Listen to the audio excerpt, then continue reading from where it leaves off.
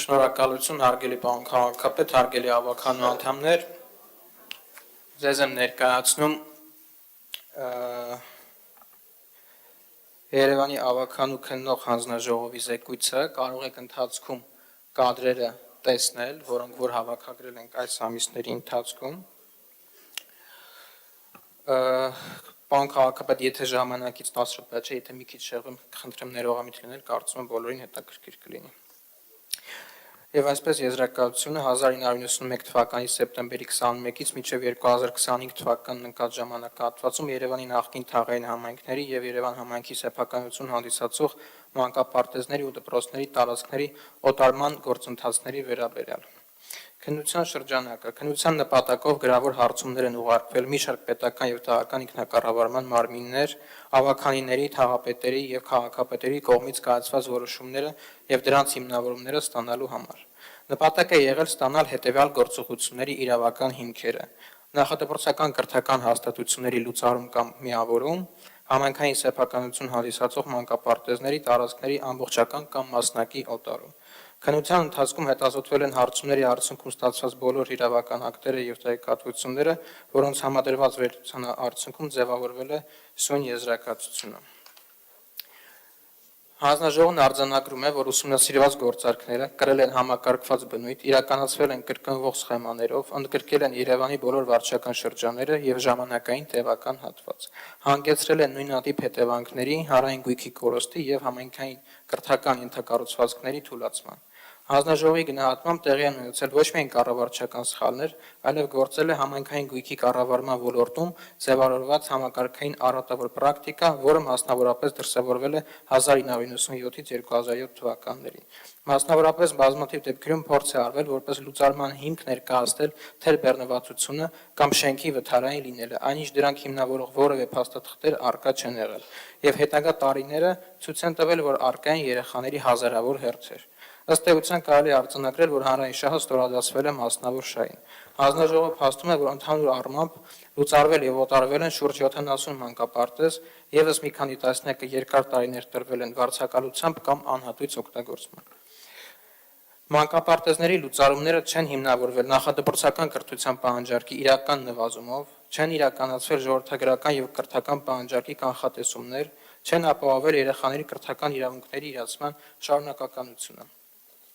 Նշված գործընթացները հակասում են Հայաստանի Հանրապետության Սահմանադրությամբ ամրագրված սոցիալական պետության սկզբունքին, Հայաստանի Հանրապետության Սահմանադրությամբ ամրագրված երեխաների անհատականության լիակատար եւ բազմակողմանի զարգացման համար բարենպաստ պայմանների ստեղծման պարտավորությանը, երեխաների իրավունքների պաշտպանության ոլորտում Հայաստանի Հանրապետության ստանձնած միջազգային պարտավորություններին։ Հանձնաժողովն արձանագրում է, որ հիմնականում համայնքային գույքն օտարվել է առանց մրցակցային միջավայրի ապահովման, բացակայում են գույքի անկախ գնահատման փաստաթղթերը, չեն պահպանվել աճուրդային ընթացակարգերը եւ չի ապահովել հանրային վերահսկողությունը։ Վաճառքի գները էականորեն շեղվել են շուկայական եւ կադաստրային արժեքներից։ Մի շարք դեպքերում մանկապարտեզների լուծարումն ու դրանց գույքի օտարումն իրականացվել է կարճ ժամանակային հաջորդականությամբ, ինչը հիմքը տալիս եզրակացնելու, որ լուծարման գործընթացը ծառայել է որպես գույքի մասնավորեցման գործիք։ Մանկապարտեզների շենքերի եւ տարածքները վաճառվել են տվյալ ժամանակահատվածի շուկայականից էական ցածր գներով։ Համայնքին հաստատված համախառն վնասը ներառելով բոլոր վարչական շրջանները եւ տարիները եւ հաշվարկվելով այդ տարիների անշարժ գույքի եւ հողի շուկայական արժեքներով կարող են հասնել հարյուրավոր միլիոն դրամներից մինչեւ միլիարդավոր դրամներ նշված ժամանակաշրջանի համար, խնդրում սա ուշադիր։ Իսկ դրանց հետևանքները եւ բացասական ազդեցությունները հետագա տարիներին արդեն մի քանի տասնյակ միլիարդավոր դրամներ, այդ թվում հաշվարկվելով գործող մանկապարտեզների վերակառուցումը կամ նորերի կառուցումը։ Մի քանի օրինակ բերեմ։ Քանաքեռ-Զեյթուն վարչական շրջանի Քանաքեռցու 32 հասցեի թիվ 249 մանկապարտեզի 1284 քառակուսի մետր շինությունը օտարվել է 5 միլիոն դրամով, որի միայն կադաստրային արժեքը նշված ժամանակաշրջանում կազմել է 1 քառակուսի մետրի հաշվարկով մոտ 40,000 դրամ։ Ստացվում է, որ գույքը վաճառվել է 1 քառակուսի մետր 3900 դրամով, այսինքն 2005 թվականի գործող կադաստրային արժեքներից ավելի քան 10 անգամ ցածր գնով։ Նոր վարչական շրջանի Նասենի առաջին նրբան 3 հասցեում գտնվող թիվ 25 մանկապարտեզի 165 քառակուսի մետր տարածքը վաճառվել է 1.392.000 դրամով, որի միայն կադաստրային արժեքը նշված ժամանակաշրջանում կազմել է 7.611.000 դրամ։ Նոր վարչական շրջանի Ավետիսյան 5 հասցեի թիվ 22 մանկապարտեզի մասնաշենքի մի հատվածը, մասնավորապես ճաշարանի հարող երկհարկանի 654 քառակուսի մետր տարածքը վաճառվել է 3.646.000 դրամով, որը կազմում է մոտ 5.500 դրամ 1 քառակուսի մետրի համար։ Տվյալ ժամանակաշրջանում նոր վարչական շրջանի անշարժ գույքի 1 քառակուսի մետրի կադաստրային արժեքը կազմել է մոտ 46.000 դրամ։ Ավան վարչական շրջանի Ավանի 4-րդ փողոցի թիվ առաջին մանկապարտեզը 2004 թվականին 784 քառակուսի մետր շինությունը օտարվել է 7.900.000 դրամով, որի միայն կադաստրային արժեքը նշված ժամանակաշրջանում կազմել է 45 միլիոն դրամ, այսինքն 1 քառակուսի մետրը մոտ 58.000 դրամի փոխարեն վաճառվել է շուրջ 10.000 դրամով։ 5-րդ օրինակը նոր վարչական շրջանի Միկոյան 19.1 հասցեում գտնվող մշակույթի տան 335 քառակուսի մետր ոչ բնակելի տարածքը 2002 թվականին 1.266.000 դրամով օտարվել է, որի միայն կադաստրային արժեքը նշված ժամանակաշրջանում կազմել է 16 միլիոն դրամ։ Տարբերությունները կարծում եմ ակնհայտ են։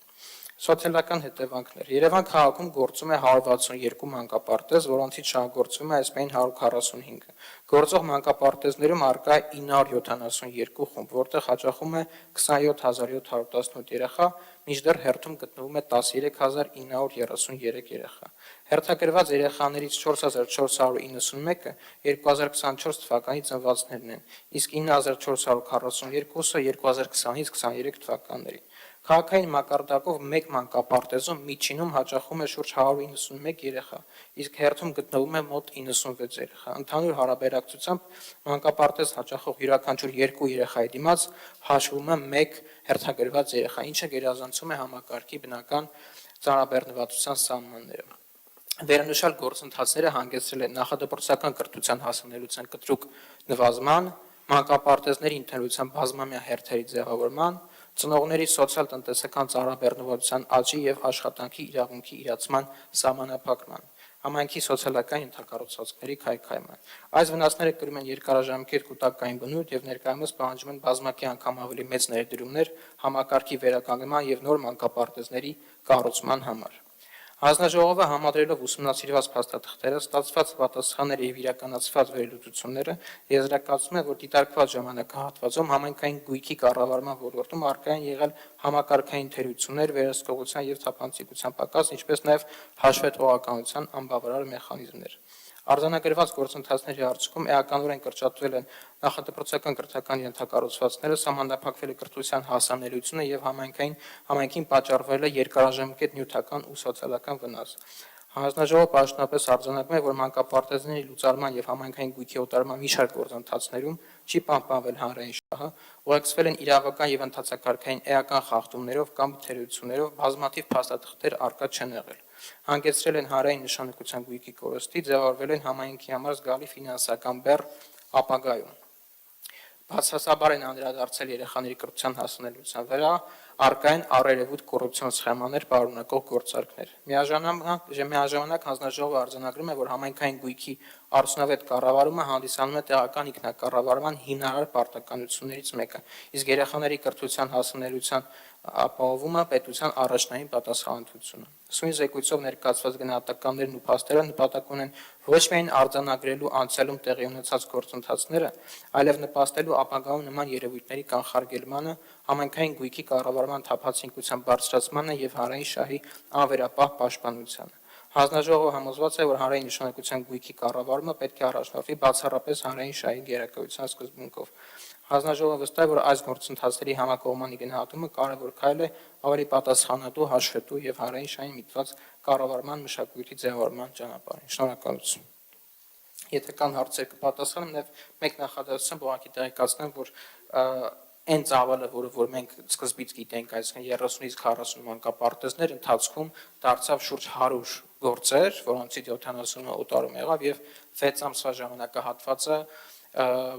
ցավոք սրտի բավարար չեղավ, որպեսի բոլոր գործերի հետևից միջև վերջ հնարավոր լիներ գնալ, բայց այնուամենայնիվ բավականին մեծ աշխատանք կա կատարվել, որը որ արդեն ամբողջական զեկույցը ինքը մի քանի հազար էջանոց փաթեթ է, որ 10 րոպեում հնարավոր չէ ներկայացնել։ Հավանիչ տեսանյութը եւ բաժանորդագրվիչ նորությունները բաց չթողնելու համար։